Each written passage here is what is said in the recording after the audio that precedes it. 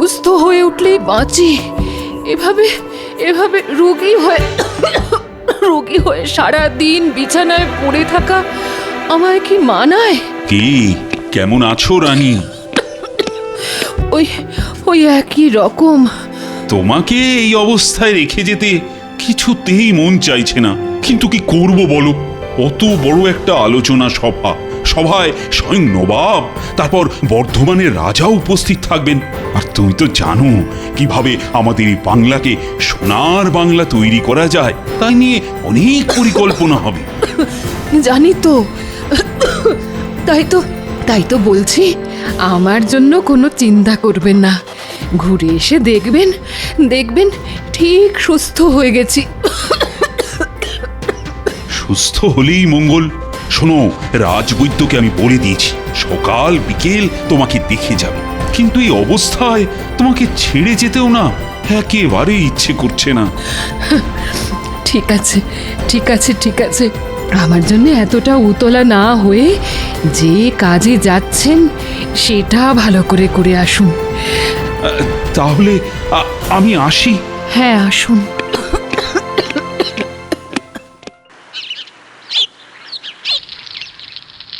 গিন্নি, গিন্নি, আরে দেখো দেখো, বাজার থেকে আজ কিরকম জ্যান্ত কই মাছ এনেছি। কই মাছ? আহা, খুব ভালো করেছো। কদিন ধরে আমার মনটা কেবল ওই কই মাছ করছিল গো। শোনো, তুমি ততক্ষণ রাধা শুরু করে দাও, আমি একবার চট করে রাজবাড়ি থেকে ঘুরে আসি। কেন? এই রাজবাড়ি কেন? মহারাজ তো কদিন হলো খামবাজ রাজ্যে গেছে না, তাই তো রাজসভা এখন না বন্ধ। না না, রাজসভা না, আমি যাচ্ছি রানীমাকে একবার দেখে আসতে। গতকাল থেকে রানীমার কাশিটা নাকি খুব বেড়েছে গো। ও মা, সে কি কথা গো? না না না, তাহলে আর দেরি করো না, যাও চট করে ঘুরে এসো। হ্যাঁ,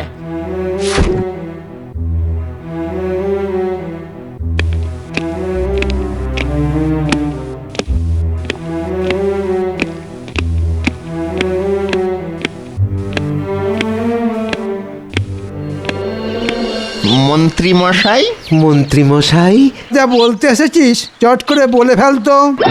মানে বলতে এসেছিলাম যে হাট একেবারেই খালি, তাই যদি গরিবের কিছু সাহায্য করতেন। এই দেখো, এমন সময় এসে চাইলি যে দেখ আমারও হাত খালি, তোরা কি যে করিস। খালি তো ভর্তি করে নিন।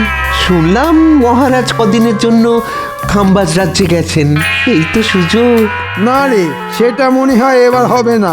মহারাজ খুব শেয়ানা হয়ে গেছে, রাজকোষের চাবি দিয়ে গেছে মহারানীর হাতে। যাচ্ছিল, তাহলে তো দেখছি আপনার ওই বাড়া ভাতের ছাই পড়ে গেছে একেবারে, খুবই খারাপ ব্যাপার। আরে রাজবৈদ্য না, রাজবৈদ্য, আরে ও রাজবৈদ্য, বলি চললে কোথায়? রাজবাড়িতে। কেন রাজবাড়িতে কেন? রানীমার শরীর গতিক ভালো নয়, কদিন ধরেই কাশি তো হচ্ছিলই, আজ নাকি আবার ওই কাশির সাথে রক্ত পড়েছে। ও বাবা, এ তো খুব চিন্তার কথা। এদিকে মহারাজও কবে ফিরবেন তার ঠিক নেই। চলো, আমিও যাব তোমার সঙ্গে। তোরা এখন বাড়ি যা, আমি রাজবাড়ি থেকে ঘুরে আসি। সম্ভব হলে এই রাজকোষের চাবিটাও নিয়ে আসতে হবে। হ্যাঁ,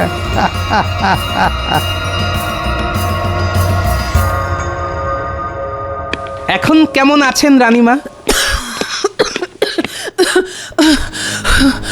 খুব একটা ভালো নয় গোপাল। কাশিটা কিছুতেই কমছে না। আজ আবার কাশতে কাশতে রক্ত পড়েছে। সে কি? না না, কাশির সাথে রক্ত পড়া তো ভালো কথা নয়। তা রাজবৈদ্যকে কি খবর পাঠানো হয়েছে? হ্যাঁ, পাঠিয়েছি, তিনি এসে পড়লেন বলে। এসে পড়লেন নয়, এসে গেছি। আপনি কোনো চিন্তা করবেন না রানীমা, রাজবৈদ্যকে একেবারে বাড়ি থেকে তুলে নিয়ে এসেছি। আমাকে আবার তুলে আনলো কখন? বরং আমার কাছ থেকে তো সব কিছু শুনে নিজেই তো আমার পিছু পিছু চলে এলো। আরে আমার ধ্যানমগ্ন হয়ে কি ভাবছো? হ্যাঁ, দেখো দেখো, তাড়াতাড়ি রানীমাকে দেখে রোগের উপশমের কিছু একটা ব্যবস্থা করো। হ্যাঁ হ্যাঁ হ্যাঁ, দেখছি দেখছি দেখছি, বড় করে হাঁ করুন তো দেখি। না না না না না না, তেমন ভয়ের কিছুই নেই। আসলে ওই কাশতে কাশতে গলার ভেতরটা মনে হচ্ছে ওই চিড়ে গেছে। হ্যাঁ হ্যাঁ, ওই তার থেকেই রক্তপাত। শোনো বৈদ্য, ভালো দেখে এমন ওষুধ দাও যাতে রানীমা তাড়াতাড়ি সুস্থ হয়ে ওঠেন। জানেন রানীমা, আপনার অসুখের চিন্তায় কাল সারা রাত আমি দু চোখের পাতা এক করতে পারিনি। বেটার ছেলে কিরকম গল্প বানাচ্ছে দেখো। আজ সকালে বাজারে দেখা হতে একবারও তো রানীমার কথা বললো না, উল্টে গুচ্ছের বাজার করে আমার নাকের উপর দিয়ে থলি দুলিয়ে বাড়ি চলে গেল। কাশিটা পুরোপুরি নির্মূল হতে আরো কটা দিন সময় লাগবে। মন্ত্রীমশাই, রাজকাজের কোনো অসুবিধে হচ্ছে না তো? না না, অসুবিধে আবার কোথায়, শুধু রাজকোষের চাবিটা যদি দিতেন। কেন, রাজকোষের চাবি দিয়ে আপনি আবার কি করবেন? দেখো গোপাল, যা বোঝো না তা নিয়ে কথা বলো না। বারে, বুঝবো না কেন? মহারাজ তো যাকে যা দেবার সবকিছু দিয়ে গেছেন। হ্যাঁ, তা অবশ্য দিয়ে গেছেন। তাই রাজকোষের চাবি না পেলেও রাজকাজ আটকাবে না, আর রাজবাড়ির হেসেলও বন্ধ হয়ে যাবে না। ব্যাটা পেট মোটা আমার সব মতলবে জল ঢেলে দিল। রানীমা, এসব রাজকাজের চিন্তা না করে আপনি একটু ঘুমোবার চেষ্টা করুন তো, দেখবেন ভালো করে ঘুমোলে সব ঠিক হয়ে যাবে। তুমি একেবারে ঠিক কথাই বলেছ গোপাল, ঘুমটাই এখন খুব দরকার। আমি তাহলে এখন আসছি রানীমা, বিকেলে আবার আসবো। বুঝলে গোপাল, মুখে তো বলে এলাম কাশতে কাশতে গলার ভেতরটা চিড়ে গেছে আর তার থেকেই রক্তপাত হচ্ছে, কিন্তু কিসের কিন্তু রাজবৈদ্য মশাই? সত্যি কথা বলতে কি, রানীমার শরীর গতিক কিন্তু সুবিধার বলে মনে হলো না। আজ না হয় পাচন দিলাম, পাচন খেয়ে সুস্থ হয়ে গেলে ভালো, কিন্তু কিন্তু ভালো না হলে খুবই চিন্তার বিষয়ে গোপাল। কি বলছেন কি? আমি ঠিকই বলছি। এদিকে মহারাজও রাজ্যের বাইরে, তিনি থাকলে এতটা চিন্তা আমার হতো না। তার মানে মহারাজকে খবর পাঠাতে বলছেন? কিন্তু সেখানেও তো সমস্যা। খাম্বাজ রাজ্য তো আর খুব একটা কাছে নয়, দ্রুতগামী ঘোড়ায় চড়ে গেলেও 1.5 দিন লেগে যাবে। হ্যাঁ, ওই যাওয়া আসার দূরত্বটা একটা সমস্যা বটে। যেতে 1.5 দিন, আসতে 1.5 দিন, তারপর মহারাজকে খবর দিয়ে নিয়ে আসা, সবকিছু করতে করতে তো কমপক্ষে 3-4 মতো তো লেগে যাবেই। না না রাজবৈদ্য মশাই, ওই মহারাজের কথা মাথা থেকে নামিয়ে যা করার তা আপনাকেই করতে হবে, আর 2-1 দিনের মধ্যেই রানীমাকে ভালো করে তুলতেই হবে।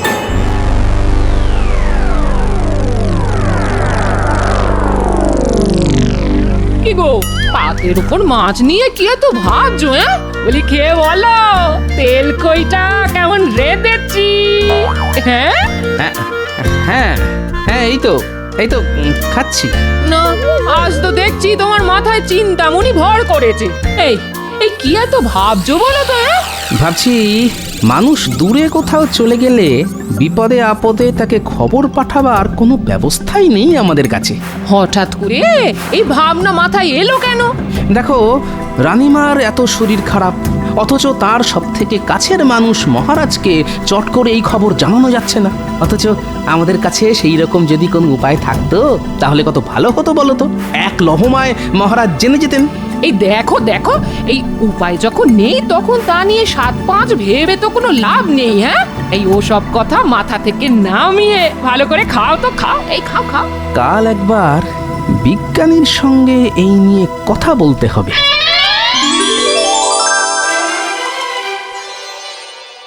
রানীমা, ফল খাওয়ার পর ওষুধ খেতে হবে কিন্তু। আর কত ওষুধ খাবো বলতো? এখন তো আমি অনেকটা সুস্থ আছি, কাশিও তো তেমন নেই বললেই চলে। তবুও রাজবৈদ্য মশাই নিয়ম করে ওষুধ খাওয়াতে বলে গেছেন। ভেতরে আসবো রানীমা? হ্যাঁ হ্যাঁ, এসো এসো। এখন কেমন আছেন রানীমা? ভালো আছি বৈদ্যমশাই, সত্যি কথা বলতে কি, আপনি ধন্বন্তরী। আপনার ওষুধ যেন কথা বলল। যাক বাবা, ফাঁড়া কেটে গেল। এই কথা কেন বলছো গোপাল? বলছি কি আর সাধে, এদিকে আপনি গুরুতর অসুস্থ, ওদিকে মহারাজ শতেক যোজন দূরে। চিন্তায় তো আমাদের হাত পা পিঠের মধ্যে সেঁধিয়ে যাচ্ছিল। ওষুধটা কিন্তু নিয়মিত খাবেন, আর তেমন কিছু বুঝলে সঙ্গে সঙ্গে আমাকে খবর পাঠাবেন। এখন তাহলে আসি রানীমা। হ্যাঁ হ্যাঁ, আসুন আসুন।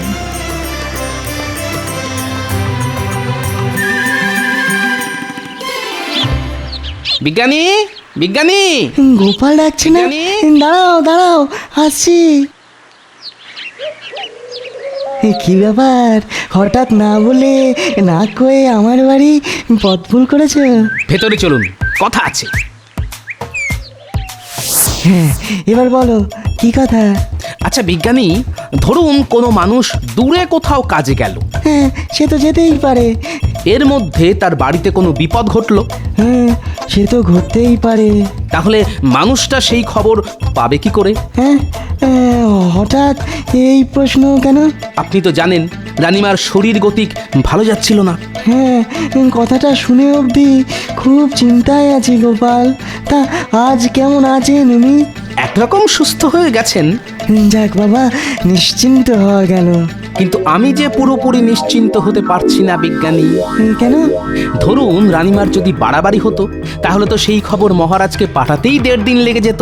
তারপর মহারাজের ফিরে আসা, সেও প্রায় 1.5 দিন। খুবই ন্যায্য কথা বলেছ গোপাল। একমাত্র ঘোড়া ছাড়া আমাদের কাছে না আছে কোনো দ্রুতগামী যান, না আছে খবর পাঠানোর কোনো ব্যবস্থা। দূরত্বের কাছে আমরা সত্যিই বড় অসহায় গোপাল। বিজ্ঞানী হয়েও আপনি এ কথা বলছেন? আচ্ছা, বিজ্ঞান কি এমন কোনো যন্ত্র আবিষ্কার করতে পারে না যা দিয়ে বিপদে আপদে দূরের লোকের সঙ্গে খুব তাড়াতাড়ি যোগাযোগ করা যায়? ব্যাপারটা নিয়ে আমিও এক সময় ভাবনা চিন্তা করেছিলাম গোপাল। এক প্রান্ত থেকে অন্য প্রান্তে খবর পাঠানোর জন্যে কিছু পরীক্ষা নিরীক্ষাও করেছিলাম, কিন্তু পরে আর নানান কাজের চাপে সেটা আর বেশি দূরে গইনি। হ্যাঁ, এবার সব কাজ ফেলে ওটাকে নিয়ে ভাবনা চিন্তা শুরু করে দিন। একবার যদি ওটা আবিষ্কার করতে পারেন না, তাহলে দেখবেন আপনি জগৎ বিখ্যাত হয়ে যাবেন। বলছো? ঠিক আছে ঠিক আছে, কাল থেকেই না হয় শুরু করে দেবো, কেমন? কাল নয়, আজই, আজ থেকেই শুরু করে দিন। আজ থেকে? হ্যাঁ হ্যাঁ হ্যাঁ, আজ থেকেই। ঠিক আছে, তাই হবে, তাই হবে গোপাল। না, আজ 2 দিন ধরে ঘরের দরজা বন্ধ করে বিজ্ঞানী যে কি করছে কে জানে। দোরগোড়ায় গিয়ে ডাকলেও সাড়া মিলছে না। যাকে কাল ভোর ভোর উঠে একবার ওর বাড়ি যেতে হবে।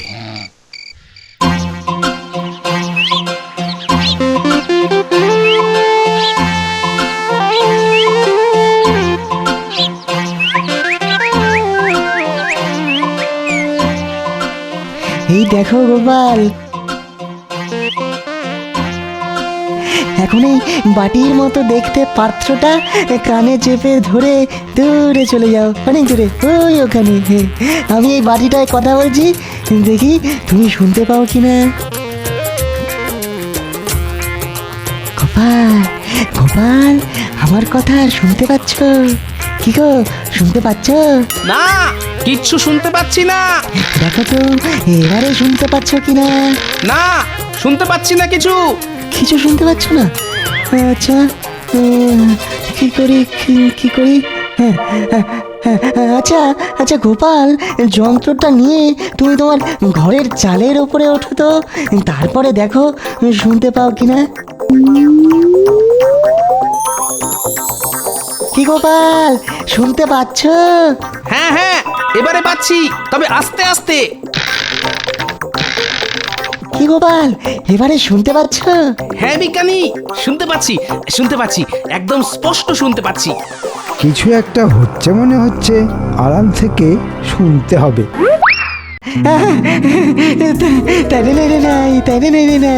তার মানে আমার আবিষ্কার ঠিক পথে এগোচ্ছে, শুধু এটাকে আরো উন্নত করে তুলতে হবে।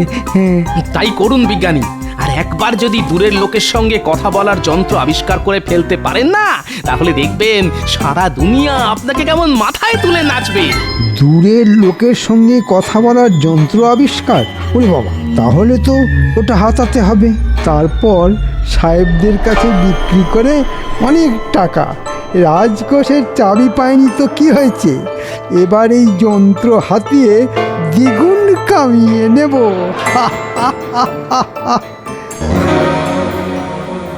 এবারে এমন জোরে মারবো না, দেখবি আমার গুলির তোরা কেউ ধরতেই পারবি না। ঠিক আছে ঠিক আছে, ওই বড় বড় কথা না বলে মেরে দেখা।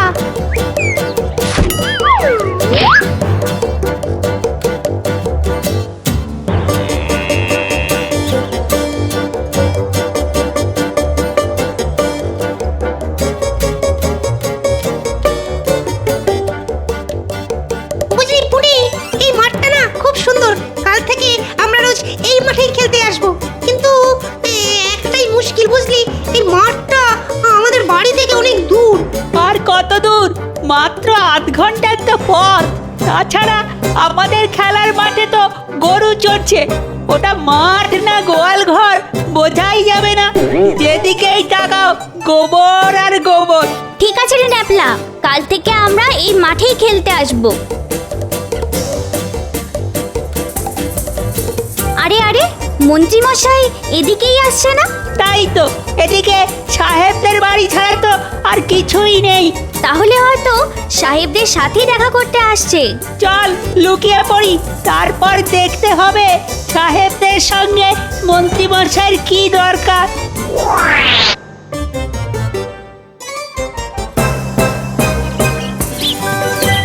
সাহেব সাহেব, ও সাহেব, কোথায় গেলে সব? আরে মন্ত্রী, কি ব্যাপার? What happened? একটা দারুণ খবর নিয়ে এসেছি সাহেব। বলো বলো, কি খবর? আমাদের বিজ্ঞানী একটা দারুণ যন্ত্র আবিষ্কার করে ফেলেছে। হ্যাঁ গো সাহেব, দূরের লোকের সাথে কথা বলার যন্ত্র। দূরের লোকের সহিত কথা বলার যন্ত্র? How rubbish! How strange! আমরা এতদিন যা পারিলাম না, সামান্য একজন কালা আদমি তাহা করিয়া ফেলিল। না না না না না, একেবারে হইতে দেওয়া যায় না। তা তো যাই না সাহেব, তাই আমি ওটা গোপনে তোমাদের হাতে তুলে দিতে চাই। বহুত আচ্ছা, বহুত আচ্ছা। যেমন করিয়া পারো ওই যন্ত্র আমাদের হাতে আনিয়া দাও। তা না হয় দেব, কিন্তু তার বদলে আমি কি পাবো? বলো, কি চাও তুমি? তেমন কিছু নয়, মাত্র 1000 মোহর। ঠিক আছে, তাই পাবে। আগে ওই যন্ত্রটা তো আনিয়া দাও।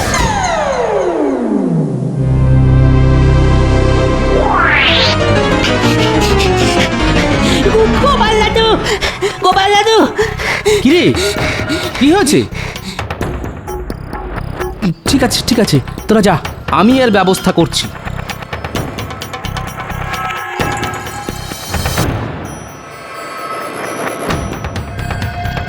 বলো কি গোপাল, মন্ত্রী এত বড় একটা খারাপ কাজ করতে পারে? ও যে কি পারে আর কি পারে না সেটা একমাত্র ওই জানে, কিন্তু আমাদেরও এর একটা উপযুক্ত জবাব দিতে হবে। যন্ত্রটা লুকিয়ে ফেলতে বলছো? না না, লুকিয়ে ফেললে তো খেল খতম হয়ে যাবে। শুনুন, এমন কিছু একটা করুন যাতে বাক্সের হ্যান্ডেল ঘুরিয়ে যন্ত্র চালু করলেই দুম করে ফেটে যায়। খুব ভালো বলেছো গোপাল, এটাই হবে শটে শটাং সমাচারের। আমি বাক্সের ভেতরে বারুদ ভরে রাখবো। তাহলে বুঝতে পারলি তো কি করতে হবে? জলের মতো বুঝে গেছি। ওই বিজ্ঞানীর হাত পা বাঁধবো আর যন্ত্রটা হাতিয়ে এনে আপনাকে দেব। হ্যাঁ, কিন্তু কিন্তু এত সব করার জন্য আমরা কি পাবো? হ্যাঁ, আমরা কাজের আগেই পাওনা গন্ডার কথা না আমার ভালো লাগে না। আগে কাজ করে এনে দেখা, তারপর তোদের পুষিয়ে দেব।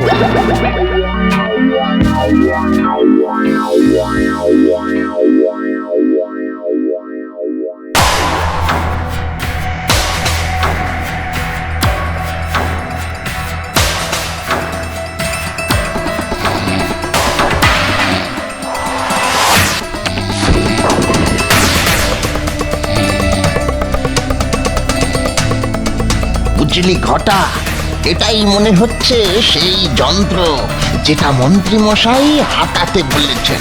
তাহলে তাহলে চল এই যন্ত্রটা নিয়ে পালাই। হ্যাঁ, কিন্তু কিন্তু বিজ্ঞানীর হাত পা বাঁধতে হবে তোরে। দরকার নেই, ও বেটা ঘুমিয়ে একেবারে কাঁদা।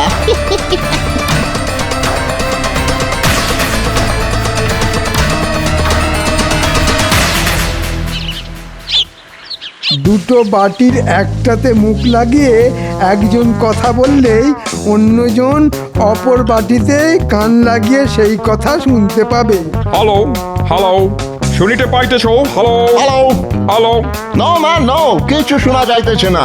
এই দেখো, বলতেই ভুলে গেছি, ওই যে 4 চৌকো বাক্সটার গায়ে হ্যান্ডেল রয়েছে ওটা ঘোরাতে হবে সাহেব।